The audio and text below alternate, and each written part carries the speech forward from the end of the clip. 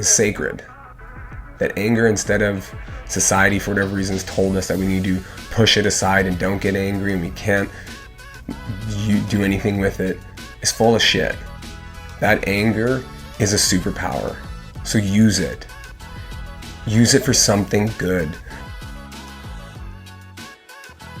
Today's episode is honestly just me doing an episode so I don't quit. Why am I doing that? It's a great question, and honestly, I've been asking myself all the time, why am I still doing these? And sometimes I lose sight of that. Sometimes I lose sight of the fact that they're there to help people. Because I know I've been through a lot of shit, and I know I can help a lot of other people, even with my story or sharing someone else's story. But today is exactly that. I'm doing it so that way I don't quit. Because I have big goals and big dreams for this podcast and where I want to go. And if I quit, that'll never happen. And that's what most people do. They quit. And I get it. I get the frustration. I'm feeling it now. That's why I'm doing this episode. I felt that frustration lots through my life. I felt that frustration last night with my son's flag football team. We struggled a lot last night. We were a high-flying team this last few weeks leading up to it. And last night we weren't even the same football team. It was, to be honest, it was terrible to see, and it was super frustrating. In those moments you want to quit. But when you quit, you lose. And it's a reminder, again, to myself, that if I quit, I lose. Then it's all for nothing. If I quit all this effort, this time, hours, signing up, getting guests on board, putting all this work in, it's all for nothing. So that's why I'm doing this one, is to continue to do it and to hopefully be a voice for anybody out there that is wanting to quit chasing your dream, to quit pursuing the relationship, to quit chasing whatever you're chasing right now. Is that if you quit, you lose. So don't quit. That frustration will be there. And something wonderful comes with that frustration. And I'm saying this as a reminder to myself that when you get frustrated, most of the time we get angry. Well, that anger, is sacred. That anger, instead of society for whatever reasons told us that we need to push it aside and don't get angry and we can't do anything with it, is full of shit. That anger is a superpower. So use it. Use it for something good. Use it to get determined that you can do this. Use it to tell yourself that you can move through this. Use that like rocket fuel to push yourself to get more uncomfortable with whatever you have to do to accomplish a goal and to continue pursuing it.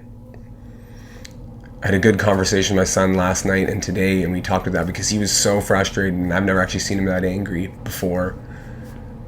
And we had a good discussion about why he was frustrated and why he wanted to quit and why he didn't want to keep doing this. But instead of just getting angry, I was really proud of him. He actually stopped and he went to our gym and he just started working out. And he probably spent 30 minutes just working out nonstop.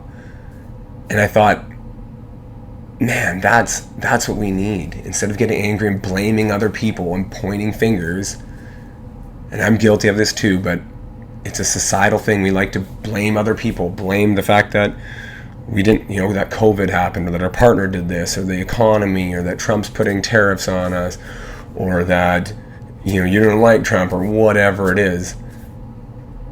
Instead of blaming other people, take ownership of it. Use that fuel and take ownership of it and do something with it. And again, I'm saying this as a reminder to myself to not blame other people, that other people do podcasts better, or that other people's voices are better. They got a whole team of people and I'm doing it all myself, which is always so frustrating. And my beautiful wife that does help as much as she possibly can. But that it's okay. Own that. It's part of the story. Part of the story is going through that frustration. Part of the story is being angry and pissed off and getting up. This moment, and leading up to this, it reminds me of the story of Brandon Burlsworth. If you've never watched the movie Greater, it is the best football movie ever. In my opinion, best football story ever. And Brandon Burlsworth was a kid in, I believe it was Ohio, that all his life, and I'll keep it rather short, but all of his life, everybody underestimated him and told him no. Or that if you wanted to do this next step in football, that it would require an unseen effort from you.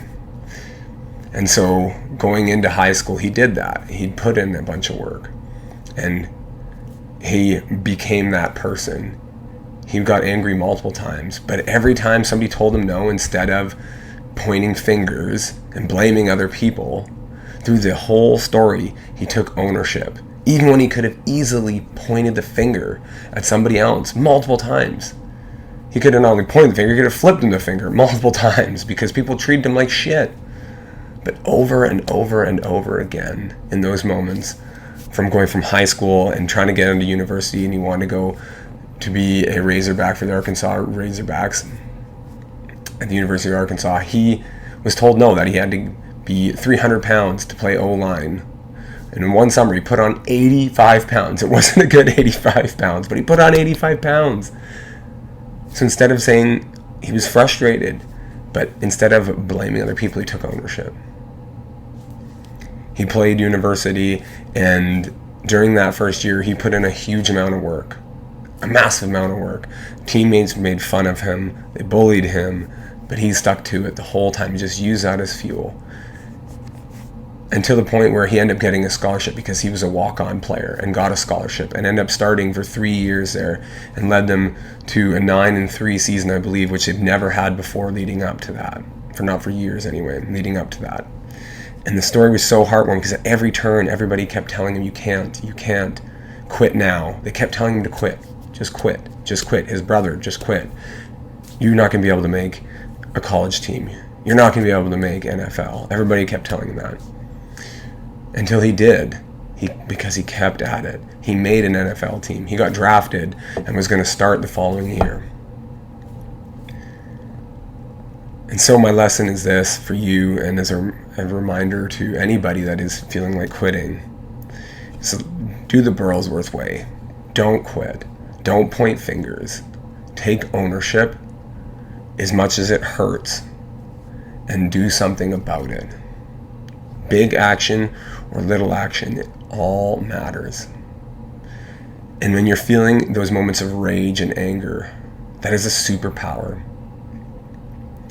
I'm a huge Star Wars fan, and I love using Star Wars world as analogies.